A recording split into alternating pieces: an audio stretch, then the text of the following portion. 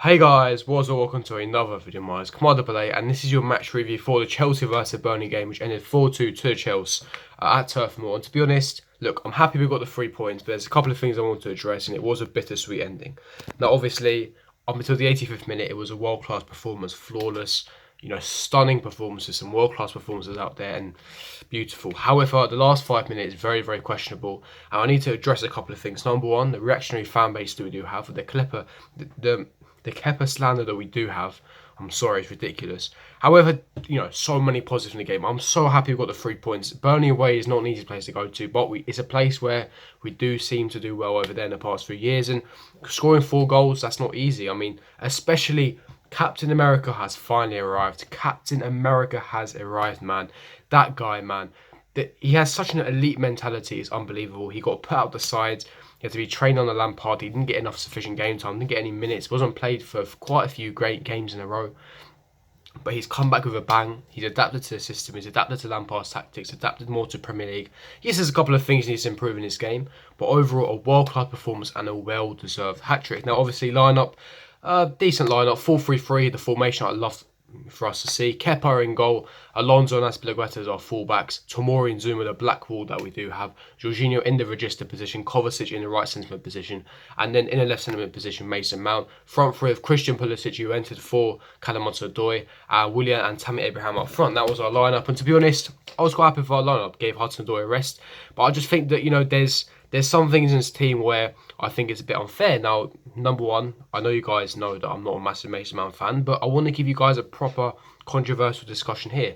Mason Mount, yes, he was fantastic against Ajax, but there's many times this season where he's been so average, so below par, putting very dead performances like today, yet he still gets picked game after game. Hudson-Odoi was our best player against Newcastle, has looked really bright since his return, already has 4 assists, world-class potential, is our bright spark, right? Has one below-par performance against Ajax and gets dropped immediately. Now, I'm sorry, but what's happening there? Anyway, that's the only negatives I do have as well. But like I said, fantastic performances. The defence, Tomori and Zuma, the wall. Up until the 85th minute, they were world-class. And for the last few games, the masterclass away at Ajax, Newcastle at home. These guys have been the one, and they're our first choice centre-back partnership now. Zuma, spraying those balls left, right and centre, so comfortable on the ball. Tackles, interceptions. He's a monster in the air. Won every single aerial duel that he came against. Had Ashley Barnes in his pocket. Tomori, that tackle in the second half. Oh my days. Like, I don't know about you guys, but I knew he was going to get that tackle clean. Like, the way that he came from behind and nicked the ball. And for someone who's 21 years of age, easily could have lost his head, lost the composure and given away a stupid penalty. He knew what he was doing. He had the confidence and the belief to pull off that tackle. And again, very comfortable on the ball, very commanding performance, really happy with Tomori.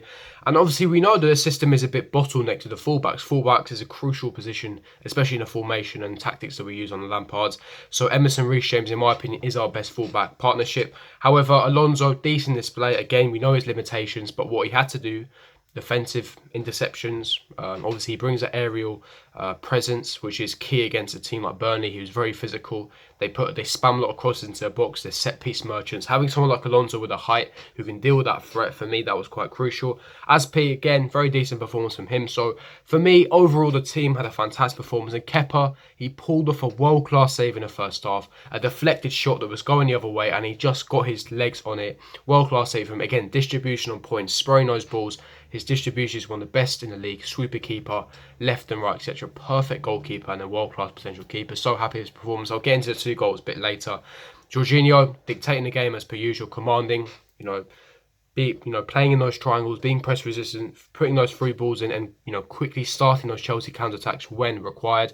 Kovacic transitioning the play. The amount of times he went past, dribbled the play, controlling the game. He's the controller. He controlled the game, transitioned the play, moved the ball quickly at quick speed, and moved us from defence, from midfield into attack. And he's so crucial in this team. And then Mason Mount, for me, I know you're going to say I have an agenda. I don't have an agenda. When he plays well, I praise him. Against Ajax, I praised him. I said he was man of the match, and he was. As simple as that. But this game, right, for me, he was unnecessary. And the reason why I'm saying that is because Mason Mount, his strengths are high pressing the opponents, pressing those spaces, and also, nicking a goal here. He has an eye for a goal. He might get an assist here or two.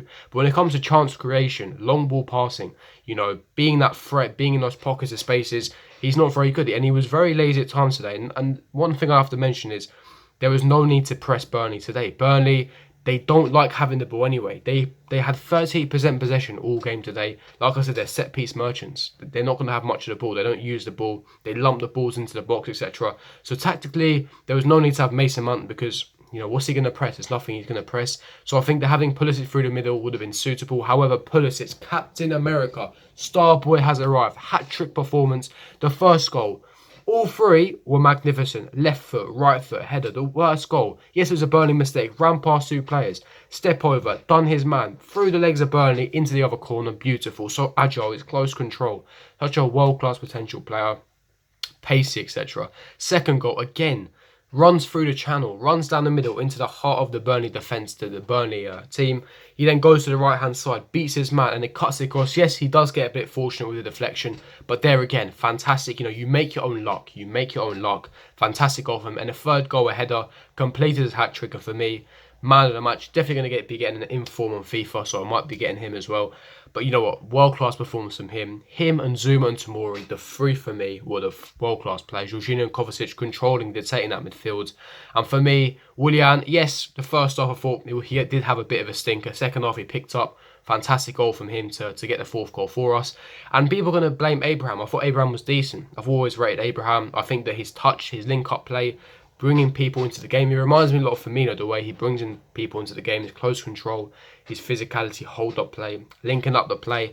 And unfortunate that he didn't get the goal. Obviously, he never really had the chance. He had one on the first half. It was a very difficult chance. And Giroud came on for him later on in the game. But, you know, for me, great. We got the 3 points. We won 4-2. You know, we're now back with, 20 points now, back into our fourth position. For me, I'm very, very happy with the majority of the performance. Up until the 85th minute, it would have been a world-class performance. However, the last 5 minutes I have to talk about, that did really let us down. And it's typical Chelsea. 2 goals from outside the box and they go in. I mean, it was their 2 proper chances the second half. And the first one, listen, it's a wonder goal, it happens. I guess you could say that Zuma and Tomori, they could have got close to their man. They could have got close to Jay Rodriguez and kind of stopped him from shooting from long range. That's understandable. So, you can't really blame Kepa because it was a fantastic strike. The way he had so much swerve, curve, and also dipped last second. So for me, Kepa was fantastic all game. Pulled off that world-class save and distribution was on point. Didn't really have much else to do all game as well. So you can't blame Kepa for the first goal. You then look at the second goal, and this is where I've had enough of this fan base. The second goal, it was a deflection. I don't understand what you man are trying to blame Kepa for. It was exactly like Pulisic's second goal. McNeil, he just shoots, right? Just shoots blindly. It hits Zuma's thigh on the way and it goes to the opposite corner. I don't know what you man expect to do. The guy, right, had no keeper in the world is saving that second goal. It's a deflection. So when I'm here seeing tweets saying, oh, we need a world-class keeper next year, sell Kepa, I've had enough of this fraud. Are you high? Are you dumb? How reactionary can you be? This guy has saved us on so many occasions. World-class saves. Sweeper keeper. The best sweeper keeper in the league, in my opinion, as in distribution-wise. I believe Ederson is the best keeper in the league. But when it comes to distribution, his world-class saves, reaction, etc., commanding, his leadership qualities, the way he communicates with his back line. For me, it's phenomenal. And he's only 24. Keepers don't reach their prime until 31, 32. It's not like an outfield player when they reach their prime 27, 28. He's a goalkeeper. They reach their prime at the age of 30, 31. And he's only 24. He's going to improve. He's going to develop. Of course, he's going to make mistakes.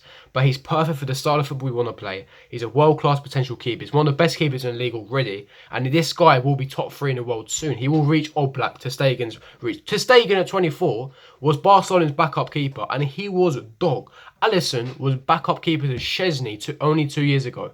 He will improve. And he's already been world class. He's made minimal mistakes. He's had no errors into goal. He's pulled off some phenomenal saves and we paid the price for a reason. So I'm seeing man saying, oh, sell Kepa and buy a world class keeper. You are off your rocket. The guy has world class potential. Give him time. And also, he's been good in my opinion. He's been fantastic. And he had a bit of a shaky start at the start of the season, but he's going to improve. And for me, we got the 3 points away from home. We've got the 3 points. We're now, keep our position in 4th place now. 20 points, 2 goal margin, 4 goals scored as well. We keep scoring those goals. Our attack is on fire. Pulisic, Captain America, has finally arrived at Chelsea.